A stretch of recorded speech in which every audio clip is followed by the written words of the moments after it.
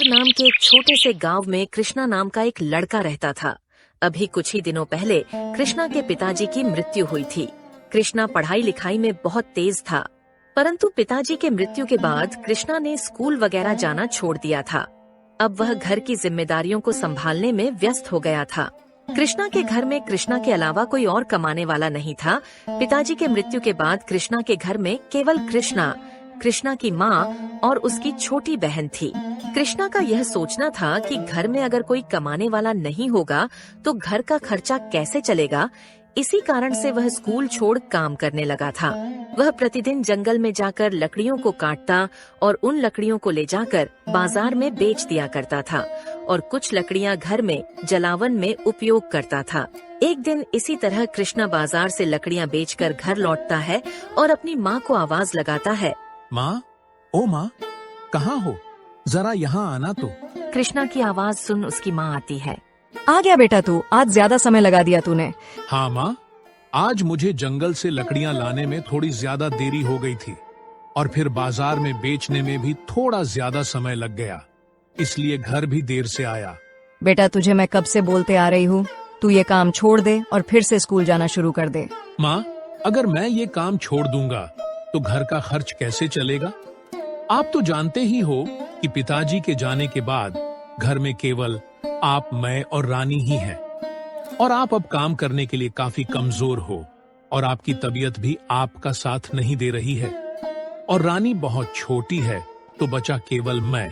हाँ बेटा, पर तू छोड़ दे ये काम, मैं कर लूंगी किसी तरह कुछ और चला लूंगी घर का खर्चा, पर तू छोड़ ये काम और स्कूल जाना शुरू कर दे।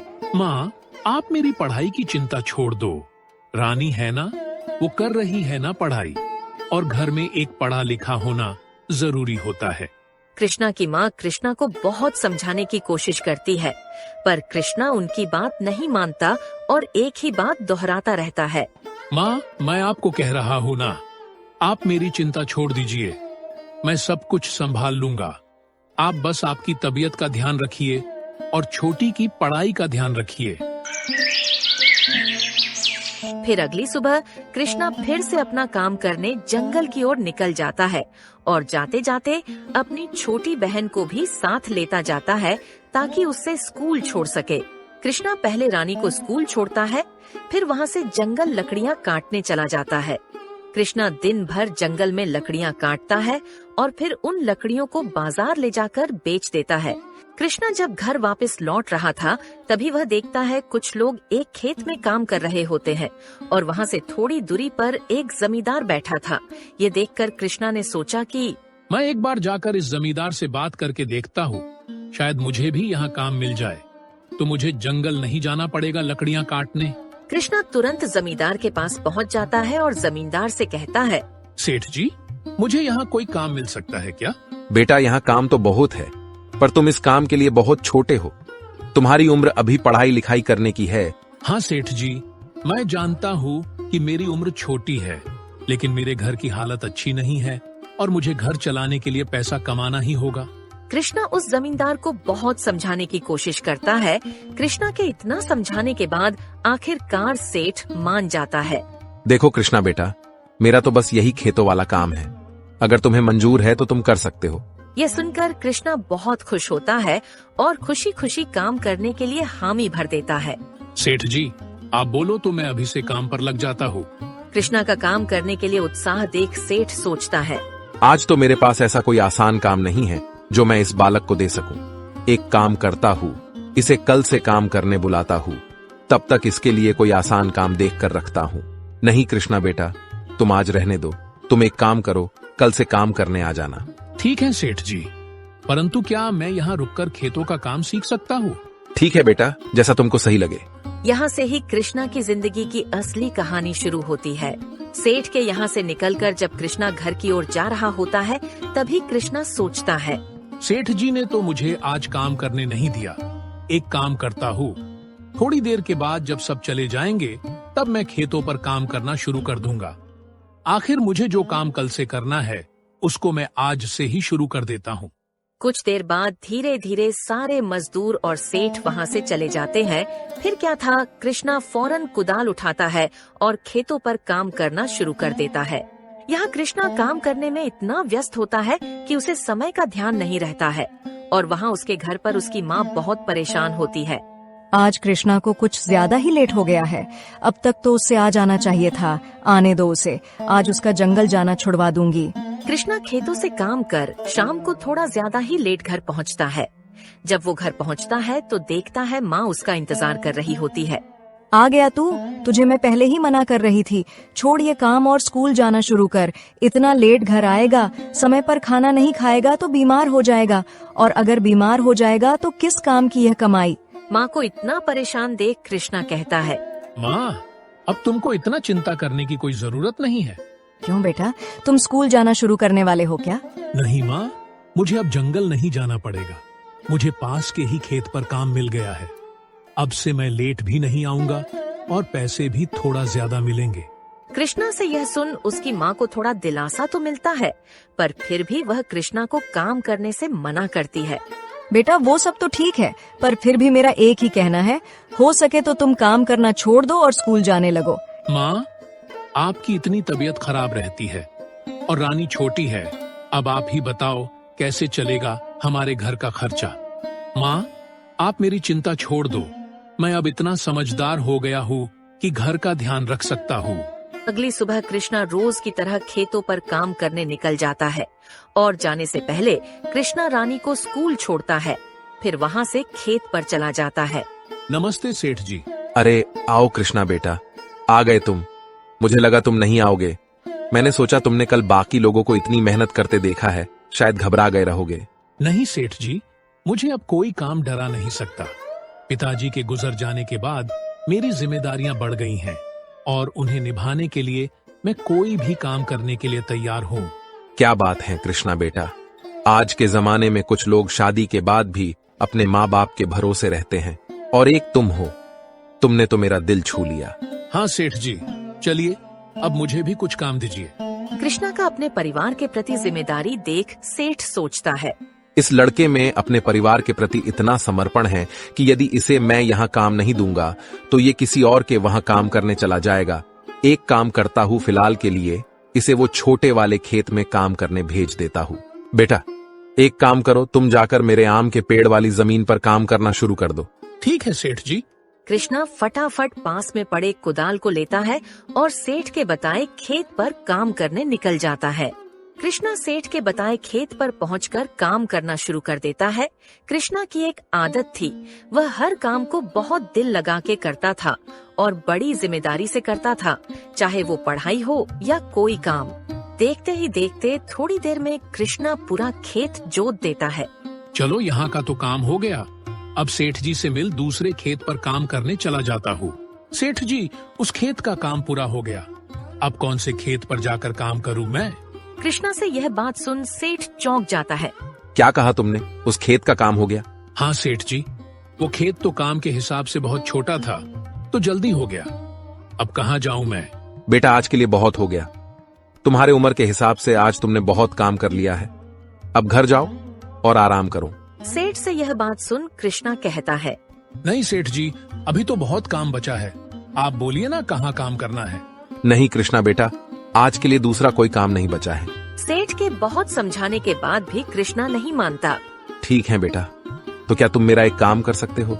हाँ सेठ जी, बोलिए क्या करना है? बेटा काम जानने से पहले मेरे एक सवाल का जवाब दो। हाँ पूछिए सेठ जी, क्या जानना चाहते हो आप? तुमने अपनी पढ़ाई कहाँ तक करी है? 8वीं तक पढ़ा हूँ मैं, और 9वीं में दाखिला हुआ था पर जा नहीं पाया। फिर तो तुम्हारा गणित बहुत तेज होगा। हाँ सेठ जी, गणित तो मेरा पसंदीदा विषय था, उसमें तो मैं पूरे वर्ग में अव्वल आता था। क्या बात है, फिर तो जोड़ घटाना तुम्हारे लिए तो बहुत आसान होगा। जी सेठ जी।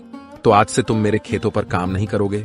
सेठ से यह सुन कृष्णा चौंक जाता है और सेठ से पूछता है, क्यों सेठ जी, ऐसा मैंने क्या कर दिया? मुझे माफ कर दीजिए, अगर मुझसे कुछ भूल हुई है तो। नहीं कृष्णा बेटा, तुमसे कोई भूल नहीं हुई है, और मैं तुम्हें केवल खेतों में काम करने से मना कर रहा हूँ क्योंकि मेरे पास तुम्हारे लिए कुछ और काम है। कुछ और काम? मैं कुछ समझा नहीं सेठ जी, जरा साफ साफ बताइए। देखो बेटा, तुम्हें काम की जरूरत है और तुम्हें हिसाब किताब भी आता है, तो एक काम करो, तुम मेरे यहाँ मजदूरों की तनख्वाह और दूसरी जरूरतों का हिसाब रखने का काम करो। ठीक है, मुझे चलेगा सेठ जी। फिर सोचना क्या, चलो लग जाओ काम पर। वहां टेबल पर पड़ी है हिसाब की किताब। कृष्णा सेठ की बात मान सेठ के यहाँ हिसाब रखने का काम करना शुरू कर देता है। कृष्णा सेठ के यहाँ काम कर रहे सभी मजदूरों के तनख्वाह और बाकी का हिसाब लगाकर सेठ के पास चला जाता है। सेठ जी ये लीजिए, मैंने सभी मजदूरों के तनख्वाह और बाकी के चीजों का सारा हिसाब कर दिया है।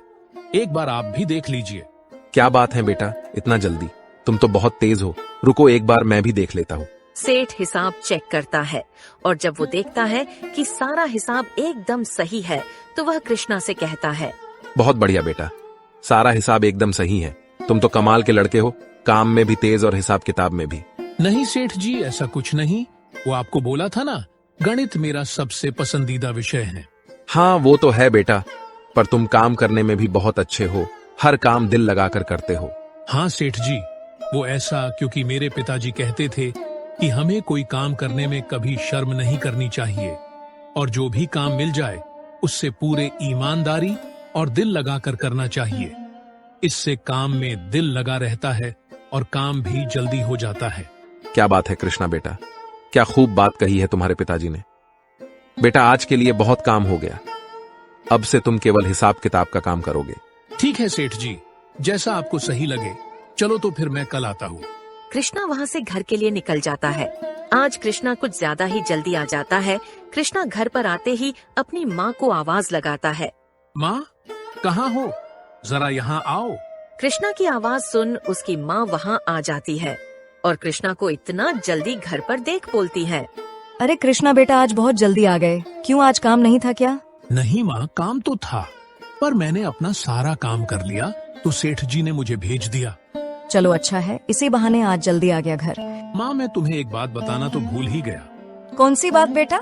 माँ अब से मुझे खेत पर मजदूरी का काम नहीं करना होगा, क्योंकि सेठ जी को जब मैंने बोला कि मैं गणित में अच्छा हूँ तो उन्होंने मुझे हिसाब किताब का काम दे दिया है। अब मुझे बस हिसाब किताब का काम करना होगा। ये तो बहुत अच्छा हुआ। हिसाब करता रहेगा तो तुझे दो फायदे होंगे। एक तो तुझे बाकियों की तरह मजदूरों वाला काम नहीं करना होगा और दूसरी की तेरा गणित और भी अच्छा हो जाएगा। हाँ माँ, मैंने जब आज का हिसाब लगाकर सेठ जी को दिखाया तो उन्होंने मेरी बहुत तारीफ की। चल अब आज जल्दी आ गया है तो कुछ खा पी कर आराम कर ले। ठीक है माँ, आप खाना लगा दो, मैं तब तक हाथ मुंह धोकर आता हूँ। इसी तरह अब कृष्णा रोज खेतों पर जाता, उस दिन का सारा हिसाब का काम करता और घर जल्दी आने लगा था। इसी तरह कुछ दिन बीत जाते हैं। फिर एक दिन जब सेठ देखते हैं कि कृष्णा घंटों का हिसाब का काम मिनटों में कर देता था और उसका बाकी का समय खेत पर व्यर्थ जा रहा है, तो वो कृष्णा को अपने पास बुलाता है। कृष्णा बेटा जरा यहाँ आना तो। आया सेठ जी। बेटा क्या तुम मेरा एक कहना मानोगे? हाँ बोलिए ना सेठ जी, क्या करना है? बेटा तुम इतनी जल्दी हिसाब का काम कर लेते हो और फिर उसके बाद तो तुम्हारे पास दूसरा कोई काम नहीं रहता है, तो कल से तुम सुबह स्कूल चले जाया करो और फिर वहां से यहाँ आ जाना। इससे तुम्हारी पढ़ाई भी चलती रहेगी और तुम काम भी करते रहोगे। पर सेठ जी। परवर कुछ नहीं, और तुम पैसों की चिंता मत करो। तुम्हारे स्कूल की पूरी फीस भी मैं भर दूंगा और काम तुम चाहे जितनी भी देर करो, पैसे मैं तुम्हें पूरे दिन के दूंगा। बस तुम मन लगाकर पढ़ो। सेठ जी से इतनी मदद मिलता देख कृष्णा सेठ का धन्यवाद करने लगता है। आपका बहुत बहुत धन्यवाद सेठ जी, आप मेरी बहुत मदद कर रहे हैं। मैं आपसे वादा करता हूँ मैं अपनी पूरी क्षमता के साथ पढ़ाई करूंगा। धन्यवाद किस बात का बेटा, तुम भी मेरे बेटे जैसे हो और तुम्हारे अंदर जो हुनर है उसको मैं ऐसे व्यर्थ होता नहीं देख सकता। चलो ऐसे भी तुमने आज का अपना काम पूरा कर लिया है, अब घर जाओ और आराम करो और याद रहे कल से पहले स्कूल जाओगे फिर यहाँ आओगे। ठीक है सेठ जी। कृष्णा ये बात अपनी माँ को बताने भागता भागता घर जाता है। माँ जल्दी से यहाँ आओ, मुझे आपको एक खुशखबरी देनी है। कृष्णा की आवाज सुन उसकी माँ आती है। बोलो कृष्णा बेटा, क्या खुशखबरी है जो तुमने मुझे इतनी जोर से आवाज लगाई? माँ आपकी इच्छा पूरी होने वाली है। मेरी इच्छा? मेरी कौन सी इच्छा पूरी होने वाली है बेटा, जरा साफ साफ बताना तो। सोचो सोचो माँ, आप मुझे हर रोज इसी बात के लिए कहती रहती हो। मेरी तो सबसे बड़ी एक ही इच्छा है कि तू काम छोड़ स्कूल जाना शुरू कर दे बस। यही माँ, आपकी यही इच्छा पूरी होने वाली है। क्या कहा बेटा? तू स्कूल जाना शुरू करने वाला है, इसका मतलब अब तू काम करने नहीं जाएगा? नहीं माँ, मैं काम पर भी जाऊंगा और स्कूल भी। कैसे बेटा? अगर तू स्कूल जाएगा तो तू काम पर कैसे जाएगा? माँ इसका हल सेठ जी से मिला है। सेठ जी ने कहा कि कल से मुझे पहले स्कूल जाना होगा और फिर स्कूल से खेत पर आना होगा, और उन्होंने कहा कि स्कूल की पूरी फीस भी वही भरेंगे। क्या बात है, तुम्हारे सेठ जी तो बड़े दिल वाले हैं, तुम्हें उनका बहुत शुक्रिया करना चाहिए। आज के समय पर किसी की कोई इतनी मदद कहाँ करता है जितनी मदद सेठ जी कर रहे हैं। हाँ माँ, पर इसमें बहुत बड़ा हाथ पिताजी के सीख का भी है। सेठ जी को मुझ में मेरे काम के प्रति समर्पण और मेरी मेहनत को देखकर उन्होंने ये फैसला लिया है। इस तरह कृष्णा की अपने काम के प्रति मेहनत और ईमानदारी ने उसकी जिंदगी बदल दी। उसको अब बस अपनी पढ़ाई पर ध्यान लगाना था।